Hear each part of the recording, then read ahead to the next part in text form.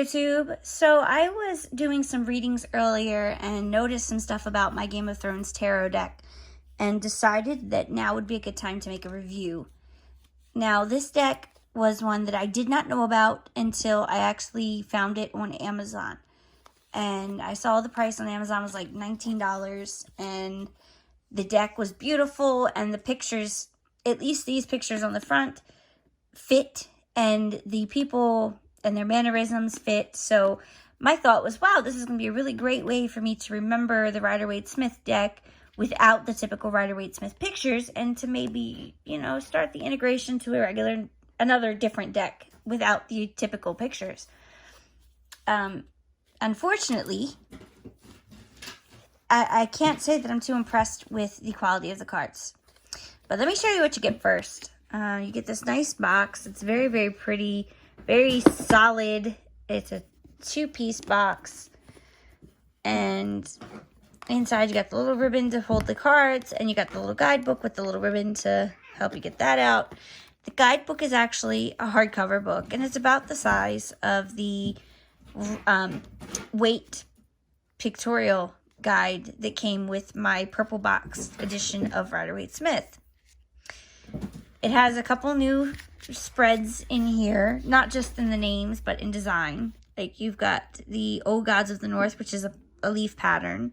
You've got, let me see, the 7 for the 7 Faces of God that's in the star pattern. So that was pretty cool. And you got a chalice for I Drink and I Know Things for Tyrion. And just a circle for Spread of the Maesters to mimic their chain. You do get some good detail with the Major Arcana cards, basically about a page equivalent. However, the Minor Arcana, if I can get to it to show you, is almost there. The little, almost just keywords, really, and a little tiny paragraph of description. So the book is typical of what you would find in a guidebook for tarot. I can't complain about that, and I can't complain about this box. It's actually one of the nicer boxes I've gotten. You can take this out and just put the tarot inside if you want, but I'm going to keep mine just because the color matches, and I like the ribbons, and it's prettier. So I can't complain about the box. But the cards. The cards. I have only had these cards for about a month, and I've only done a small handful of readings. I would say less than 20 readings with these cards. And one thing, you see how they're already bent? Let me, I had to use my hand there, sorry. Let me do it like this. You see the definite bend to them already? And I've noticed as well that you can really see it on this card. Like, let me keep this pushed up like this and show you. Like, look at the bend. The corners are starting to push up and just not look pretty, I guess is the best way to put it. Cards are bending that have no reason to be bending, like in the middle of them. This is another corner that's turning up. I'm just trying to get an angle for you to see it. Hey, stop that. Kitten just launched at me with claws.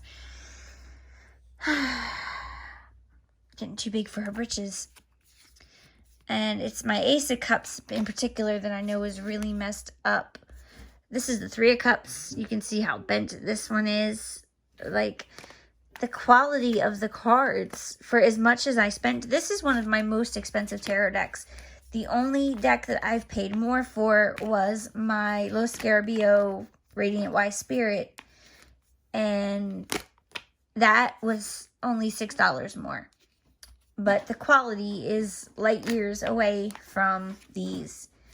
I'm trying to hurry up and get to the card that I know is really messed up, and also kind of give you guys a little peek at the cards. The cards are beautiful, reading wise and energetically. I love this deck. the feeling that I get with it is just very, this is a very, I almost want to say a fiery deck. Like, this deck just really wants to do things and do them now. You have, I don't want to say you have more trouble with jumping cards, but it's like the cards are so excited that I have more jumping cards with this deck than I have ever had with another deck. And they're not wrong. It's not like, you know, they're just falling. I mean, it's literally cards that pertain to my exact question. They just fall out. I tend to get large amounts of cards all at once from this deck when they do jump. It's very rare to have a single jumper. And I did find that there are some, like this one, the Devil, there are some cards where it makes me wonder why. Now, for this, I can kind of understand because everybody who knows Game of Thrones on TV or Song of Ice and Fire books knows Ramsay the Bastard Bolton is terrible. But to associate him with the Devil, I think you're just going by his character type. Maybe you got it. Other than that, I don't picture him as a devil. There is a card that is the Queen of Cups. I think I actually had already pulled that when I was like only sort of showing. I think I remember seeing it. Let me look real quick. Oh, the Hierophant. I don't understand why he is the Hierophant. I would have preferred to have seen maybe the High Priest. Not the High Priest, the High Sparrow from the show. You know, the whole High Priest side of the card, which is what made me stumble and say that. I really would have preferred to have seen that rather than, you know, what we got, I guess is the best way to say it. You know, I feel like some of these cards you just really rushed and didn't think about what you were doing. Tyrion as the Fool. I don't know. Tyrion does not strike me as being fearless. He strikes me as more as clinging to what he knows constantly. While he was a little fearless, seeing the dragon like you see here, I don't know. I wouldn't call him the Fool. To me, he has not a very Fool-like energy or character. Page of Coins, yeah, okay. I could see him as a Lannister, yeah. But Fool, no. So, the Chariot, I like this card, but I feel like you would lose the meaning. If you're not really familiar with the cards, you would not be able to look at this and get the meaning from it the same way, I don't think.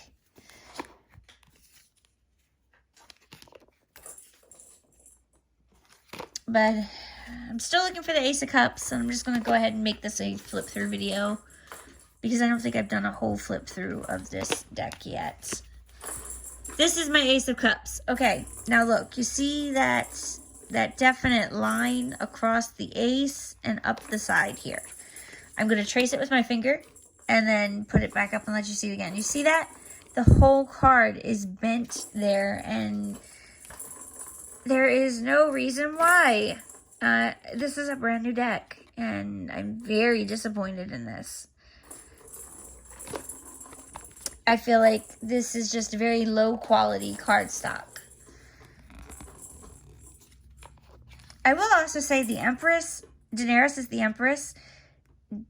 I do have one small complaint with that because the Empress is supposed to be about motherhood and fertility, and she's known to not be able to have any more children. So, I don't know. I think you're pushing it there.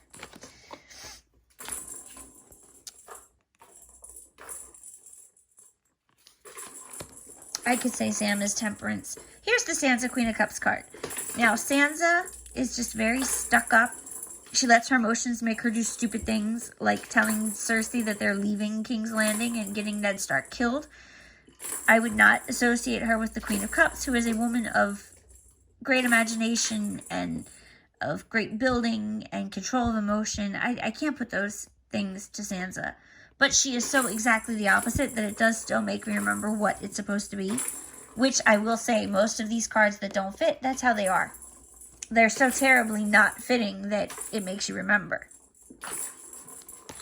But it makes me wonder, like, who the hell decided to make her the Queen of Cups? Like, she's the most emotionally not sound person you could think of to put on a card that is emotional soundness. I just don't understand.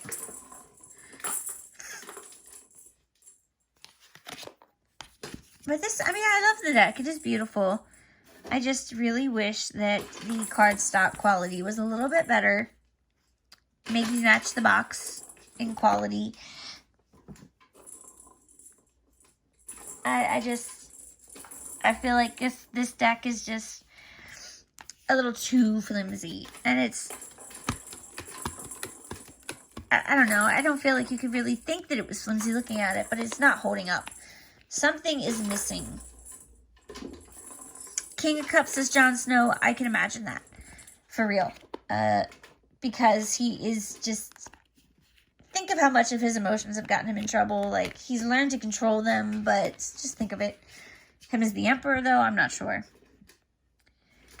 I feel like that was just to complement the Daenerys factor. And speak of the devil, there it is. I think Ned Stark would have been a good Emperor. Myself.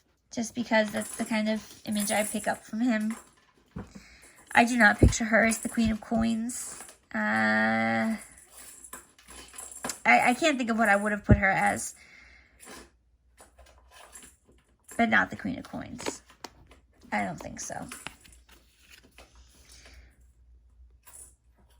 I like this. I think this is one of the most fitting cards and really helps you to think of what the meaning is. Some cards are better than others of that. Cersei definitely embodies the Queen of Swords perfectly and helps to remind you that this is a Widow card. And I apologize if y'all hear the kitten playing with the ball. I'm not going to try and make her stop or try and refilm, so...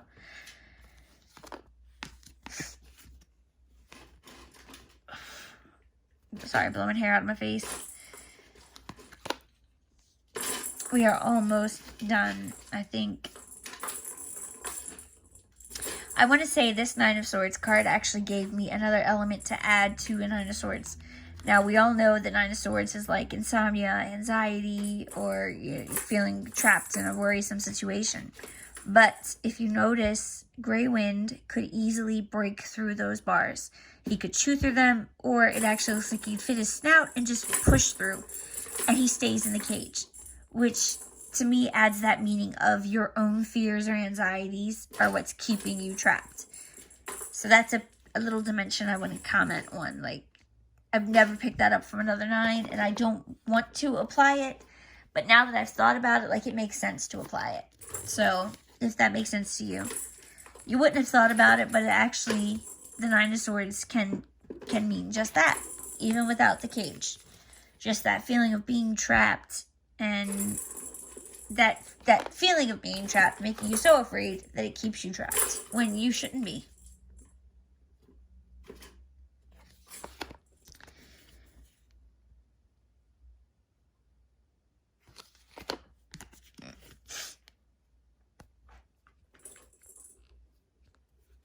I feel like that Hangman, this changes the meaning of the card a little bit, because this man obviously could not release himself if he wanted to, and he's not going to be doing anything if he does release himself. So that did change up the meaning a little bit, but I guess it would have to come up in a reading for me to explain exactly how to put it into perspective where it's changed. You know, I don't know. I can just tell you that he can't release himself.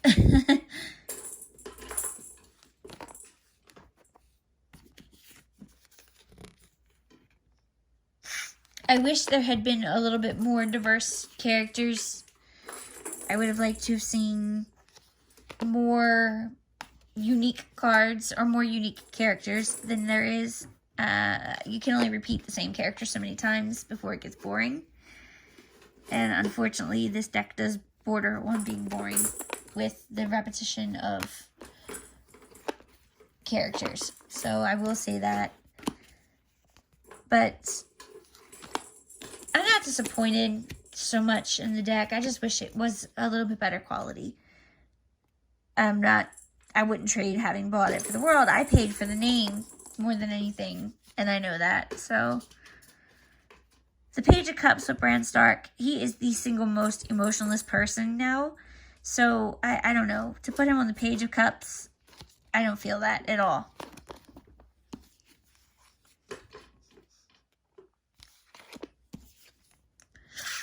I like the sun with little Drogon.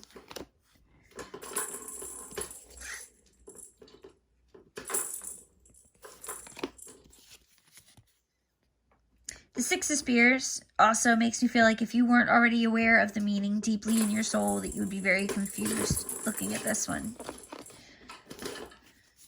You would really need to be able to call on Lord to understand that.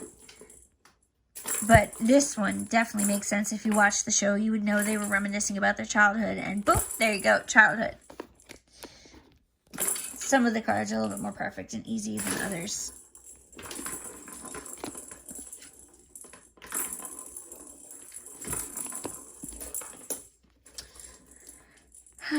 The Lovers with Egret. I think this suits it perfectly, especially when you consider that their love was doomed. And I feel like the Lovers card is a passion that's going to burn out. It's too bright to keep going. I've never pictured the Lovers card as just being pure, happy, healthy energy. I get the Two of Cups for that.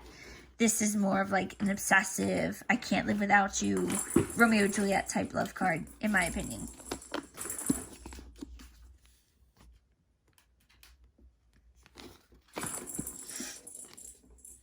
I do not see Mr. Baelish as the magician. I see Peter Baelish more as, what would I call him?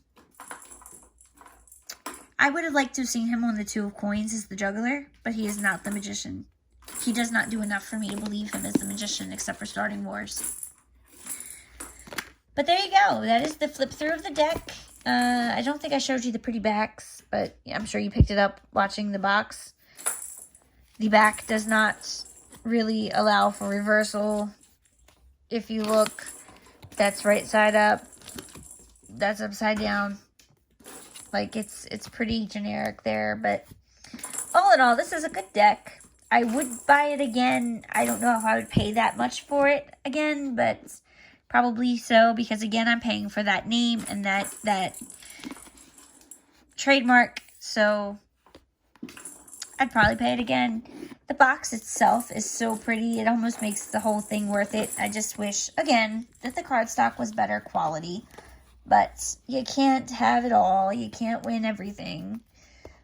So, all in all, I got my money's worth just in the box and the book. Definitely check it out if you have a chance. It's on Amazon. Just search for the Game of Thrones Tarot. And I will see you all again very soon. You have a good night. Rate, comment, subscribe. Make sure you click that little bell so you're notified whenever I post a new video. And share the word, spread the page, and let's get us all glowing up this year. Let's do the spiritual glow up we've meant to do. Have a good night, guys. Bye.